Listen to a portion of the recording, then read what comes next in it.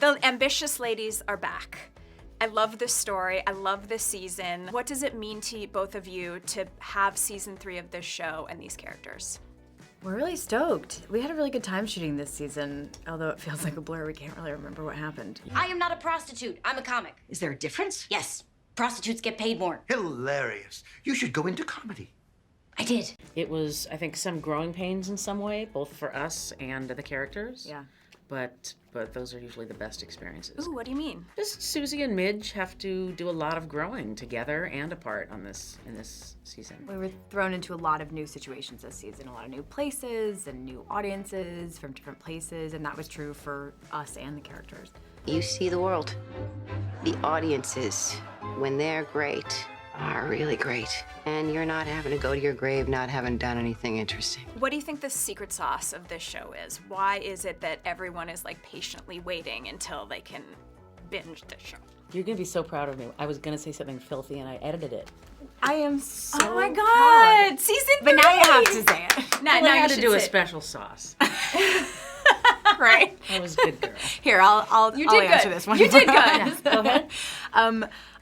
Well, who knows, honestly, at the end of the day, but we talk a lot about how, we're here in this moment where there's so much good TV, and what's cool about being on this show is that there's so many different ways in for different people. Now all I'm thinking about a secret sauce.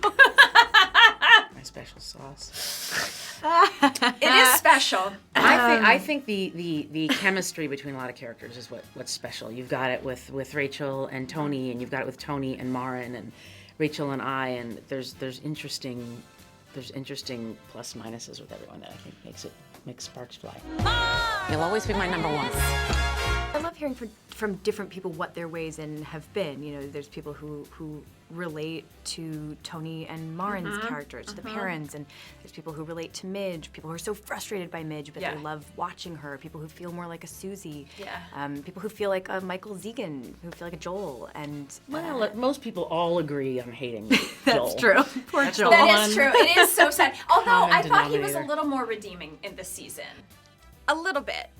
Yeah. No, he is. I mean, he's pursuing his own dream. Life. Yeah, But people I think do that says forget more that about he you than him. Cheated on you. that he blew Yeah, up he ruined everyone's it. lives. It's always his fault. People talk about how Midge blew up everyone's lives, but really, we have to remember it was Joel at the end of the day. I stepped up. I'm here. Oh, and I'm not? No, you're not. You're in Florida. So your relationship is sort of the heart of this show. And it is true that as stars rise in show business, they sort of leave their baby managers and then get signed by the big name person who also manages Jennifer Lopez or whatever you do in Hollywood. What growing pains will we see?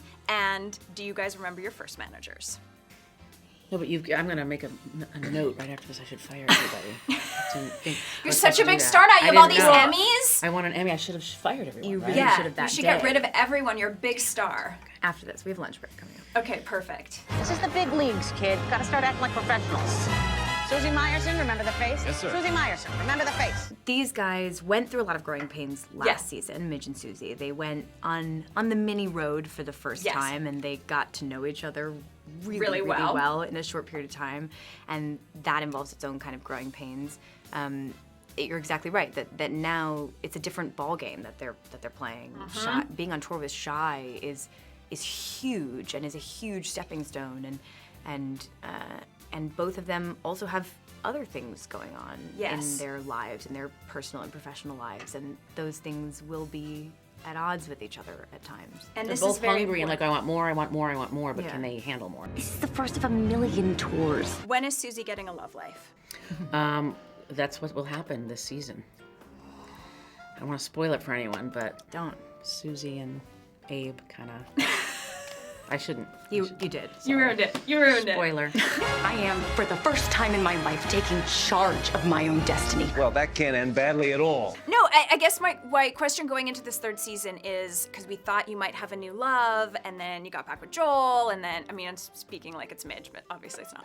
And I guess it's like, can a woman have a great career and a great romance at the same time? Or is that possible? It's one of the big questions, and I think people in a lot of different careers, but certainly in this one, in show business of all kinds, are faced with. And Midge has made a decision at the end of season 2 that she feels like you can't. that's what she says. I'm going to be alone for the rest of my life. I'm deciding to take that path. I realize now that that's the only way to have the kind of career I want to have. She learned through the course of season 2 that your personal life suffers, and that's always going to be the sacrifice that she has to make. I don't know if I believe that that's true, but there is, we've talked about this a lot, there's no such thing as balance, really. Opening for Shy was theoretical before. Now it's not. I'm really nervous. You're gonna be great.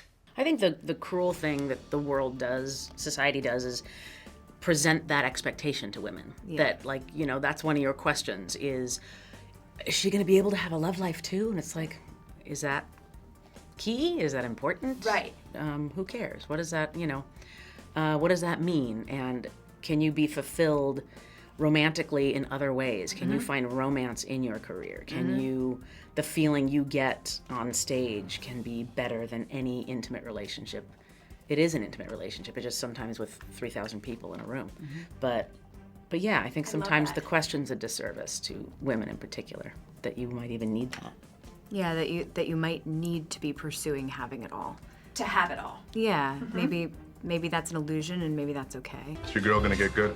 She is gonna be a goddamn legend. Not to put you on the spot, but I did see your recent Instagram post, and I do want to ask you, who's your favorite co-star between Rachel and Halle Berry? Oh God, they're so similar. I know. Wow, thank you. Gosh, my favorite co-star. Like, what do they each bring to the table that's maybe the same or different, or, They're both stunning. Yes. They're both stunningly beautiful. Yeah. And they're both very, very difficult. Yes. Very, very, the egos on them. They're really the same person. I never thought about it before, but Gosh. Right. Very, very similar. I'm sorry, what was that? Allergies? Halle and I worked on a film together for a specific period of time, so it's very different. Like Rachel. This is family. This is like a long-term relationship. Whether you like it or Halle not. was a one-night stand. Oh, wow.